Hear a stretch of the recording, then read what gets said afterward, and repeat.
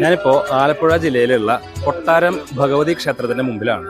ഏതാണ്ട് 2000 വർഷത്തോളം പഴക്കമുള്ള ഈ ഒരു ക്ഷേത്രത്തിൽ ദുർഗാദേവിയും ഭദ്രകാളിയുമാണ് ഉള്ളത്. ഇവർ രണ്ടുപേരും ശാന്ത ഭാവത്തിലാണ് ഇരിക്കുന്നത്. ഇത് കൂടാതെ മാടസ്വാമി എന്നൊരു പ്രതിഷ്ഠയുണ്ട്. പിന്നെ ഉപദേവതമാരായ ഗണപതി, അയ്യപ്പൻ, അങ്ങനെ എല്ലാവരും ഉണ്ട്. 2000 വർഷം മുമ്പുള്ള ഒരു ക്ഷേത്രമാണെങ്കിലും അന്നൊന്നും ഈ അമ്പലത്തിന് ഈ ഒരു ഭംഗിയൊന്നും ഉണ്ടായിരുന്നില്ല. കാരണം ഇതിനകത്ത് നാലമ്പലം ഒന്നും ഉണ്ടായിരുന്നില്ല. ഈ അടുത്താണ് നാലമ്പലം കെട്ടിയിട്ടുള്ളത്. ഈ കൊട്ടാരം ഭഗവതി ക്ഷേത്രം ഒരു ട്രസ്റ്റാണ്. കൊട്ടാരം